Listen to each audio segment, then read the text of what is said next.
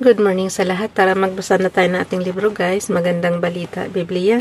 Today is 6 March 2024. Nandito na tayo sa Aklat ng Awit.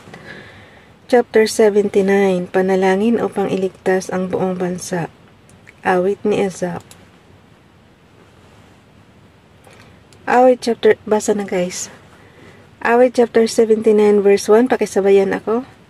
O Diyos, pinasok ng hintel ang lupang pangako, hayot iyong masdan, winasak ang lungsod, ang banal mong templo ay nilapastangan. Verse 2. Ang mga katawan ng mga lingkod mo ay ginawang pagkain ng mga ibon, ang kanilang laman sa mga halimaw ay ipinalamon.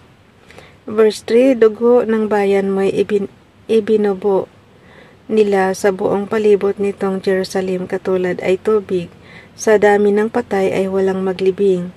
Verse 4, ang karatig bansang dooy nakasaksi, kami kinutya at nagtatawa sila, lahat sa palibot ay humahalakhak sa gayong nakita. Awit chapter 79 verse 5, iyong galit sa amin o Yahweh, hanggang kailan ba kaya matatapos? Di na ba titigil ang pagkagalit mong sa amin tutupok? Verse 6, doon mo ibaling ang matinding galit sa maraming bansang ayaw kang kilalanin. Mga kahariang ang banal mong ngalay ayaw na tawagin. Verse 7, masdan ang ginawa nila sa bayan mo. Ang mga lingkod mo ay pinatay nila, pati ang tahanan nila ay winasak, walang itinira. Verse 8, huwag mong parusahan kami mga anak sa pagkakasala ng aming magulang. Ikaw ay mahabag sa mga lingkod mong pag-asa'y pumanaw.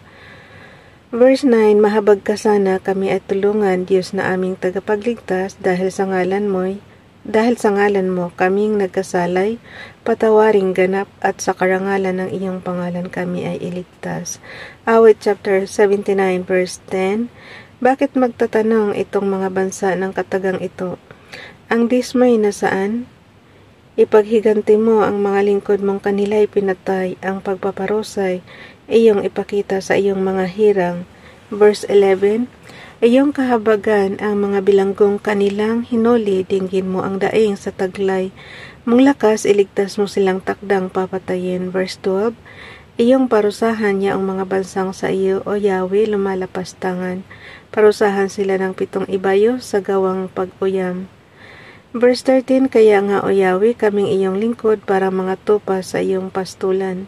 Magpupuring lagi, magpapasalamat sa iyong pangalan. Panalangin upang muling ibalik ang Israel. Awit na katha ni Asaph upang awitin ang punong mang-aawit ayon sa tono ng liryo ng kasunduan. Awit chapter 80 verse 1, pastol ng Israel, ikaw na nangunat pumakay kay Jose, na tulad sa kawan, ikiling sa amin ang iyong pandinig, kami ay pakinggan mula sa trono mong may mga kerubin, kami ay tulungan. Verse 2, ang iyong pag-ibig, iyong ipadama sa angkan ni Ephraim, Manasis at Benjamin, sa taglay mong lakas kami ay iligtas, sa hirap ay tubusin. Verse 3, ibalik mo kami, O Diyos, at ipadama mo ang iyong pagmamahal, iligtas mo kami at sa iyong sinag kami ay tanglawan. Verse 4, Yahweh, makapangyarihang Diyos, hanggang kailan ba patatagalin mo ang galit sa amin? Hanggang kailan pa diringgin mo kami sa aming dalangin? Verse 5, masdan mo nga kami sa tuwi-tuwi na tinapay ng luha, yaong kinakain, luha ng hinagpis, ang inahanda mo sa aming inumin. Verse 6, ang mga bansa sa paligid, hinayaan mong kami ay kutyain, iyong pinayagang pagtawanan kami ng kaaway namin. Verse 7, ibalik mo kami, O Yahweh, Diyos na makapangyarihan sa lahat, tanglawan mo kami sa kahabagan mo. Tanglawan mo kami sa kahabagan mo, kami ay iligtas. Awit chapter 80 verse 8, mula sa Ehipto ikaw ay naglabas ng puno ng ubas, saka itinanim sa lupang dayuhan, matapos ang taoro ay palayasin. Verse 9, ngunit nilinis mo muna at pinagyaman ang piniling lugar na pagtataniman, doon ay nagugat, ang buong lupain ay nalaganapan. Verse 10, nagsanga ang puno, lumagong mabuti, at ang kabundok ay kanyang naliliman. mga punong sidar na liliman, pati ng sangang malabay. Anong malabay? Pati ng sangang malabay. Verse 11, hanggang sa ibayong dagat, ang sangang malabay nito'y nakaabot, pati mga ugat humabang mabuti ang mabot sa ilog. Awit chapter 80 verse 12, bakit mo sinira? Sinira ang pader kung kaya napasok nitong dumaraan. Pinipitas tuloy ang bunga nitong tanim na naturan. Awit chapter 80 verse 13, mga baboy damong nagmula sa gubat, nilulura itong walang pakundangan. Kinakain ito ng lahat ng hayop na nasa parang. Meron pa bang baboy damo na ngayong generation natin, guys? Parang wala na. Kasi nga, 'di ba, yung mga forest, mga ano na nila. Alam ko doon to sa forest nabubuhay yung mga baboy damoy. Okay, verse 14. Ika'y manumbalik, O Diyos, na dakila, pagmasdan mo kami mula sa itaas, at ang punong ito'y muling pagyamanin at iyong iligtas. Awit chapter 80 verse 15. Lumapit ka sana ang puno ng ubas na itinanim mo ay iyong iligtas, yaong punong iyon na pinalagot mo, iyong pinalakas. Verse 16, ito ay sinunog pa nila ang nasabing puno matapos maputol sa galit mo't puot ay iyong harapin nang sila'y malipol. Verse 17, ang mga lingkod mo ay iyong ingatan, yamang hinirang mo ay ipagsanggalang, iyong palakasin bilang isang bansang makapangyarihan. Awit chapter 80 verse 18, at kung magkagayon, magbalik kami din na magtataksil sa iyo kailanman kami, pasiglahit aming pupurihin ang iyong pangalan. Awit chapter 80 verse 19, ibalik mo kami, O Yahweh, Diyos na makapangyarihan sa lahat, tanglawan mo kami, sa kahabagan mo kami ay iligtas. Tingnan ko yung chapter 81 kung mahaba, guys.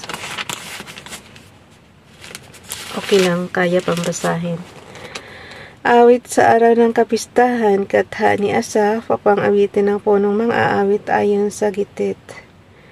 Awit chapter 81 verse 1, masiglang awitan ang tagapagligtas. Sundan nyo ako, guys, para pare-pareho tayo matuto dito sa sa Biblia.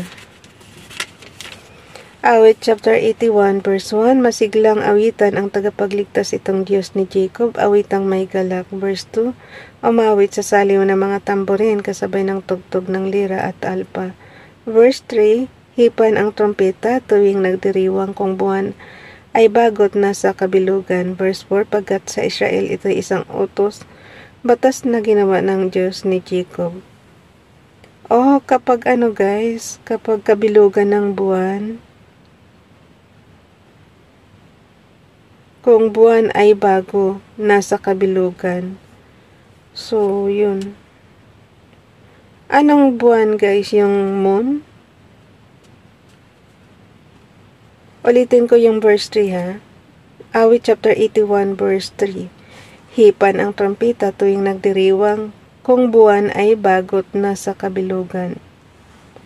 Kapag bago yung buwan, tapos nasa kabilugan, ganun. Nagdiriwang sila. Verse 4, pagkat sa Israel ito isang utos, batas na ginawa ng Diyos ni Jacob. Verse 5, sa mga hinirang ang utos di ito nang sila'y ilabas sa bansang Ehipto. Sa mga hinirang ang utos di ito nang sila'y ilabas sa bansang Ehipto. Ganito ang wika ng aking narinig. Verse 6, mabigat mong dalay aking inaalis, ikaw ay iibsan sa pasan mong labis. Awit chapter 81 verse 7, iniligtas kita sa gitna ng hirap, sinakluluhan ka ng ikay tumawag, tinugon din kita sa gitna ng kidlat, at sinubok kita sa batis Meribah sila. Verse 8, kapag nangungusap ako ay inyong dinggin, sana'y makinig ka, o bansang Israel. Verse 9, ang Diyos ay huwag mong paglingkuran, Diyos ng ibang bansa ay di dapat yukuran. Ayan, guys, yung Diyos daw ng ibang bansa, huwag daw yukuran. So, ibig sabihin, yung Diyos lang talaga ng Israel ang dapat sundin natin. Yun yung si Father God. Okay, verse 10. Ako ay si Yahweh, ako ang Diyos mo, ako ang tumubos sa iyo sa Ehipto, pagkain gustuhin, ibibigay ko sa iyo. Tandaan nyo yung ano guys ha, Awit chapter 81 verse 9. Ang Diyos ay huwag mong paglingkuran, Diyos ng ibang bansay, di dapat yukuran. So, exclusive lang talaga tayo makinig sa Diyos ng Israel. Si Father God lang talaga. So, verse 10, Ako ay si Yahweh, ako ang Diyos mo, ako ang tumubos sa iyo sa Ehipto, pagkain gustuhin, ibibigay ko sa iyo. Awit chapter 81 verse 11, Ngunit ang bayan ko'y hindi ako pansin, di ako sinunod ng bayang Israel. Verse 12, Sa tigas ng puso aking hinayaan, ang sarili nilang gusto'y siyang sundan. Verse 13, Ang tangi kong hangad, sana ako'y sundin ang utos ko, ang bayang Israel. Verse 14, Ang kaaway nila'y aking lulupigin, lahat ng kaaway agad lilipulin. Awit chapter 81 verse 15, Salang na mumuhit sa aking napupuot ay magsisiyuko sa laki ng takot. Ang parusa nila'y walang pagkatapos. Awit chapter 81 verse 18, Ngunit ang mabuting bunga nitong trigo ang siyang sa inyo ipakain ko, at ang gusto ninyong masarap na pulot ang siyang sa inyo aking idudulot. Kaya pa ba? Hanggang dito na lang guys. Bukas na itong Diyos ang kataas-taasang hari, Awit ni Asaph chapter 82. Ano ba tayo bukas? 4/7 tama. March 2024. Sinusulatan ko na talaga yung Bible para alam ko kung saan ako naghinto. Bye everyone. God bless.